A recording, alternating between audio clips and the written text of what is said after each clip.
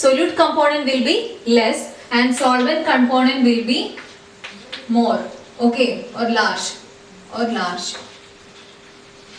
Okay, so in case of salt solution we have salt as solute and water as solvent particle. In case of tincture of iodine, it will have iodine as solute particle and alcohol as solvent particle.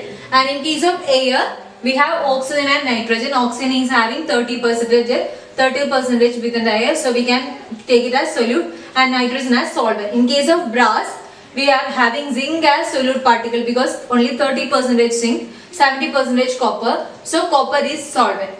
And we can say that this salt solution and tincture of iodine is an example for liquid solution. These are liquid solutions. This is gaseous solutions, and brass is solid solutions. Okay, so these are all about types of solutions. Okay, so I am rubbing this now.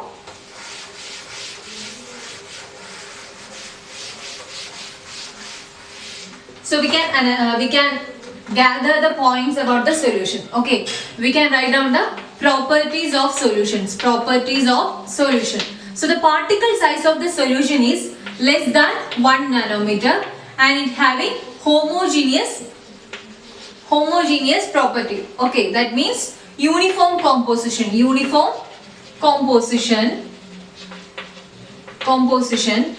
to the less size of this particle. If you are passing a beam of light, it won't scatter the beam of light.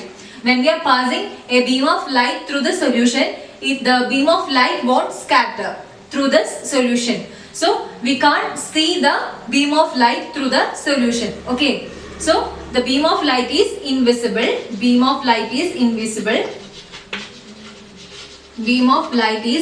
invisible or not visible. And if you are keeping the solution undisturbed for some time, the solute particle will not settle down in the solution. Okay, if you are keeping the solution undisturbed solution, if you are keeping the solution for some time without any disturbance, we can't settle the solute particle within the solution. Can't settle down solute particle. Okay, so we can say that it is stable. Therefore, we can say that the solution is actually stable. That means we can't separate this solute particle from the solution, from the solvent particle within a solution. So we can say that the solution is actually stable substance. And about this, if we want to, and about the separation, when we are saying about the separation point, we can say that we can't separate the solute particle from the solution solvent particle within the solution. That means by filtration we can't separate solute particle by filtration method, by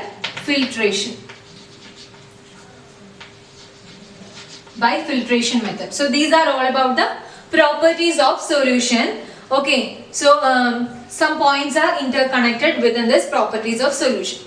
Okay, so if you are noted this one, I am rubbing this. Okay.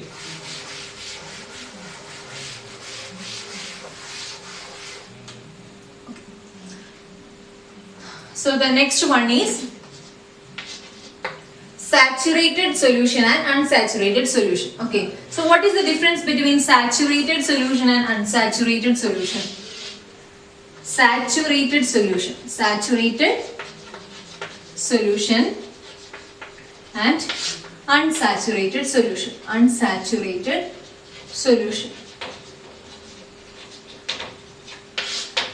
So solution is actually a combination of solute particle and solvent particle, right? And the amount of solute within the solution is less when we compare it with the solvent particle, right? So if we can't add more amount of solute to the solution, we can say that that solution is actually saturated. Okay, we can't dissolve more solute to the solution. Okay, so we can call that solution as saturated solution. Or if the amount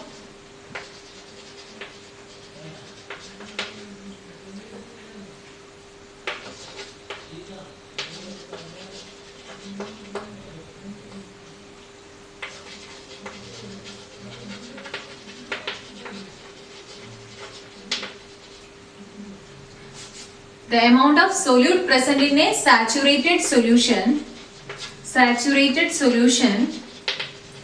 at a temperature is called solubility. Okay, so this term solubility can be only connected with the saturated solution, that is we are adding maximum amount of solute to this solution. Okay, the maximum amount of solute which can be dissolved by the solvent molecule to prepare a solution, to form a solution, is called what? Saturated solution. That is the maximum amount of solute can be dissolved by this solvent particle within a solution. Okay, if the amount of solute is less than the saturation level, we can call the solution is as unsaturated solution. That is, in this unsaturated solution case, the solute level is less than the amount for saturated solution. Okay, but when we are defining the term solubility, we can only interconnect with this saturated solution. That is, the amount of solute present within a saturated solution at that temperature is called what? Solubility. Okay, here the amount of salt, the amount of solute is less than saturation point or saturation level Okay, in case of unsaturated solution. So that's all about the difference between saturated solution and unsaturated solution. And if we are adding more amount of solute particle to the saturated solution, what will happen? We can't dissolve that solute by the solvent particle. Okay, that means the maximum limit is done. That means we are dissolving maximum amount of solute by this particular amount of solvent. Then we are getting the saturated solution, and if we are adding more amount of solute to that saturated solution, what will happen? It won't dissolve by this solvent particle. Okay, and if the solute particle is less than the saturation level, we can call that solution as unsaturated solution. Within a solution, if the amount of solute is less than the saturation level, we can call that solution as unsaturated solution. Okay, so that's all about the difference between saturated and unsaturated solution. Okay.